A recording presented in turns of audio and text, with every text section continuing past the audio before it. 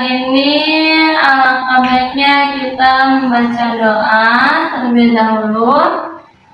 Membaca doa dimulai.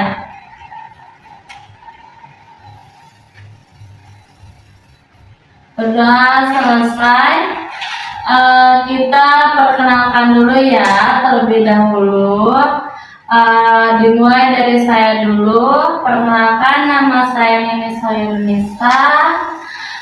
Di sini siapa yang punya speaking tentang perkenalan?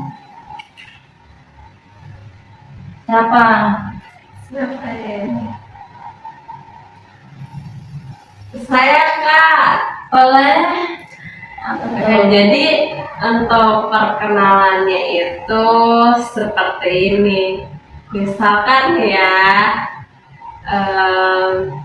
nanti gini, hai, halo, siapa kamu? Nanti dijawab misalkan sama si ini gitu, nama saya siapa gitu. Oke. Boleh dimulai aja ya. Boleh. Dimulai dari saya. Boleh. Oke. 1, 2, 3. Hai, halo, siapa kamu? Nama saya Haifa. Hey, hello, siapa kamu? Nama saya Asepudin. Hey, hello, siapa kamu? Nama saya Leo. Hey, hello, siapa kamu? Nama saya Padri.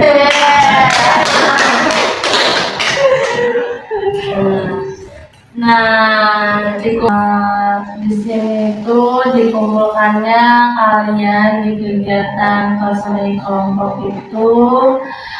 Ibu dengar ada permasalahan dari guru-gurunya tentang tidak percaya diri. Yang pernah nggak di sini ikut kegiatan konseling kelompok? Belum. Jadi konseling kelompok itu mengatasi permasalahan yang ada di diri kalian. Terus di sini juga ada asas-asasnya. Yang pertama itu asas kerahasiaan, asas kesukarelaan, keterbukaan, kenormatikaan. Ada yang tahu asas kerahasiaan itu apa? Asas kerahasiaan itu yang dimana kita di sini tidak boleh menyebarluaskan ke orang lain, cukup kita aja di sini. Yang kedua itu keterbukaan. Di sini kita harus saling terbuka, tidak boleh ada yang tutup-tutupi. Yang ketiga itu ada keterbukaan kesukarelaan, yang dimana kita sebagai kelompok harus datang ke sukarelaan, tidak boleh terpaksa. Ada yang terpaksa di sini? Yang keempat itu ada kenormatikaan, yang dimana di sini kalian harus sopan santun, tidak boleh menyinggung orang lain. Apakah kalian siap dengan mengikuti kegiatan ini? Siap. Ibu, kalian siap mengikuti kegiatan hari ini? Siap. kita akan melakukan kegiatan ini dengan waktu 30 menit. Iya Ibu. Nih, Ibu dengar-dengar dari guru-guru ada yang saya tertarik nih ke pembahasan dari Haifa, permasalahan-permasalahannya. Boleh diceritakan lebih dalam? Mungkin begini ya. Gimana ya, soalnya kenapa saya kalau misalkan di sekolah itu takut kalau maju ke depan, terus kalau misalkan ketika ditanya guru gitu saya sering banyak diam, terus karena apa ya, mungkin faktor di lingkungan keluarga juga kali ya Bu ya, di rumah gitu. Kayak apa ya, soalnya gini loh Bu, gimana ya, bahkan di rumah saya itu sebagai anak kedua juga ya, terus kayak aku juga banyak adik gitu ya Bu ya. Kayak kalau di rumah itu sering dimarahi orang tua, terus sering dibentak. Jadi kalau misalkan ada gimana ya, itu tuh membuat saya kurang percaya diri, terus ketika apa-apa gitu kayak sering takut Bu gitu. Kayak kalau apalagi kalau gurunya mungkin ada salah satu guru gitu ya, kalau misalkan ngomong itu kayak nada tinggi gitu, kayak itu tuh yang membuat saya takut gitu Bu. Terus nggak berani berekspresi ketika di kelas. Terus saya juga apa ya, kalau misalkan ditanya nih, kadang kita juga nggak bisa jawab ya Bu ya. Kayak namanya juga setiap manusia kan nggak selalu tahu gitu kan tentang jawaban-jawaban itu. Kayak misalkan apalagi kalau gue, kok misal kamu kayak gitu aja nggak tahu, apa ya, mungkin itu sepele ya bagi orang lain, tapi kalau saya itu kayak suka apa ya, kayak keinget kayak kok gue begini amat gitu ya. Terus udah di rumah dimarahin, terus di sekolah juga dimarahin, jadi itu yang buat saya malas kadang Bu. Terus nggak percaya diri. Terus iya Bu, kalau misalkan saya mau ngomong gitu di depan, itu kayak takut dimarahin aja gitu Bu. Jadi gitu. Jadi intinya kamu takut dimarahin sama guru karena faktor keluarga kamu yang sering meminta kamu. Ada tanggapan dari kalian gimana caranya biar teman kalian ini tidak takut, biar percaya diri lagi, gimana?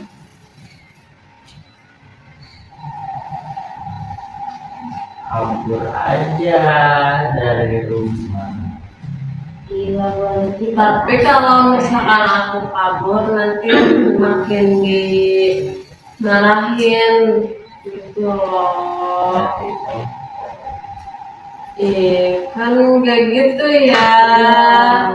Kayak kalau misalkan kayak gitu nanti akunya malah malah bener-bener ini loh nanti diusir gimana. Mungkin kamunya banyak males-malesan di rumah. Enggak, Ada lagi saran? saran dari aku ya,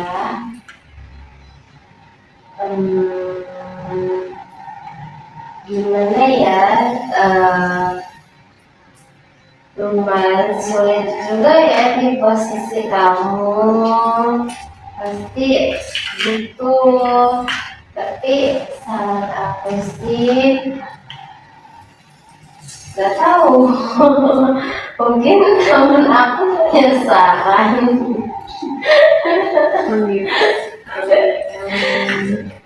Kalau dari saya sih ya, dari kamu harus dekat sama orang tua, sering ngobrol, curhat sama orang tua, dan kamu juga harus pede gitu, harus belajar lagi gitu ya untuk cara ngobrol sama guru, sama teman-teman, sama keluarga kamu, biar kamu nggak salah paham gitu, biar kamu bisa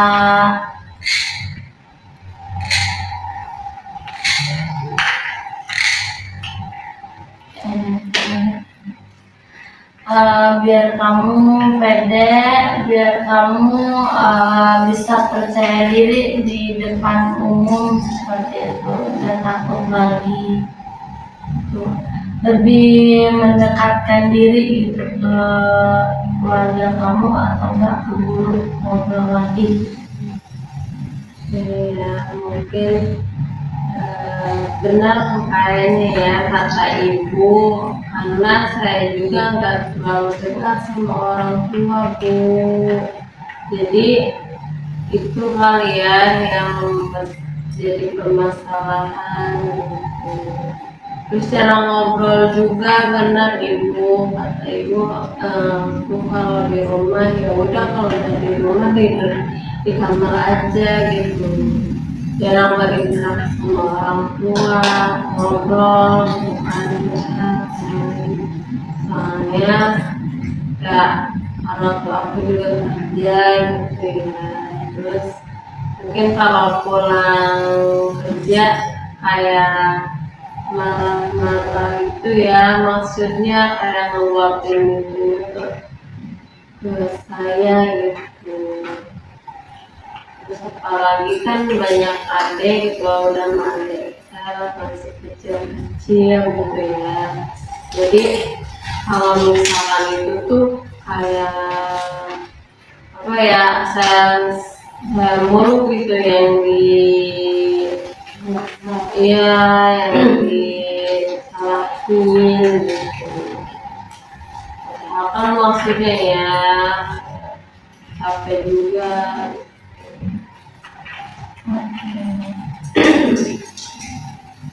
Bisa pulang banyak. Lanjut lagi. Mau ngobrol lagi? Ya, tinggal tahap pementasan masalah gitu. Maksudnya? Kalau mau dipasih lagi aja. Oh Nenisa, Dari semuanya tadi ya udah. kurang. Ini biar selesai. Kurang tips. Mati sih.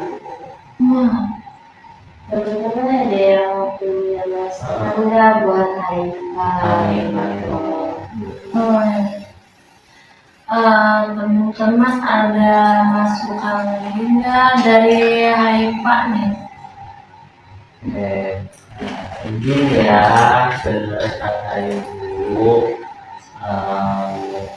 mungkin kamu harus curhat ke orang tua kamu biar kamu juga paham di posisinya seperti apa, biar walaupun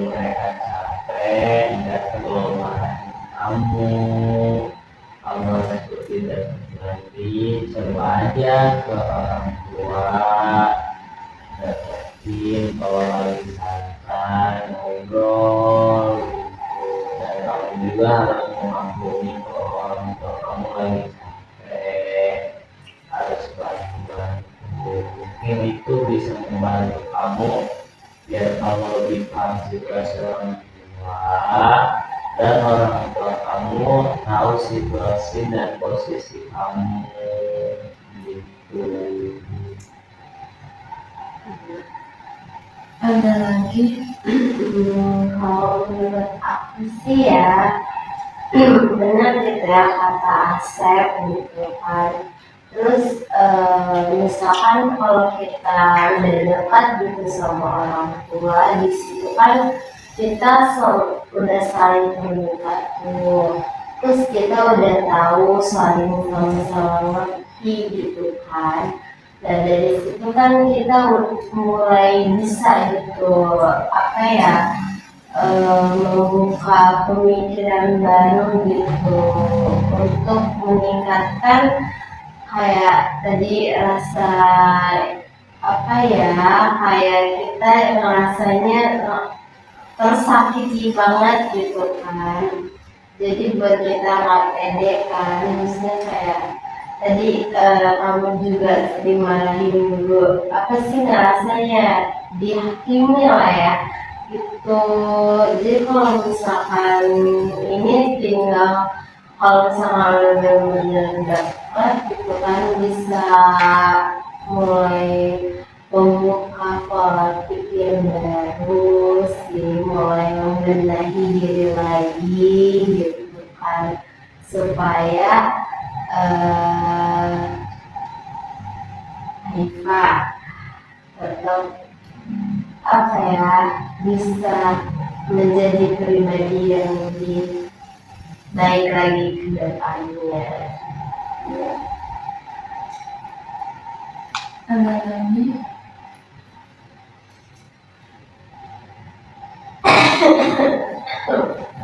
Dari tadi kamu Iya, kamu Pak Jadi.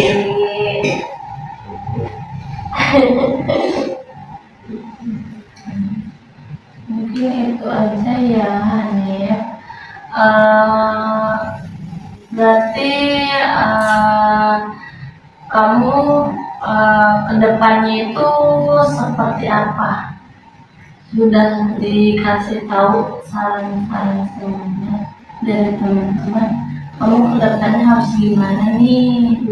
Itu gimana?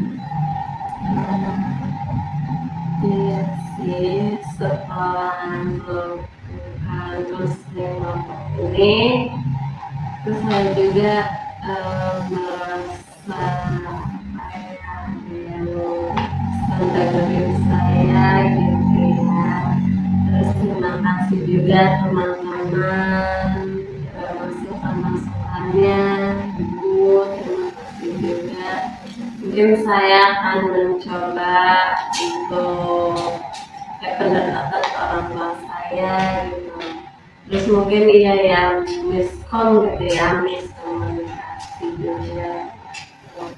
Jadi saya mulai pendekatan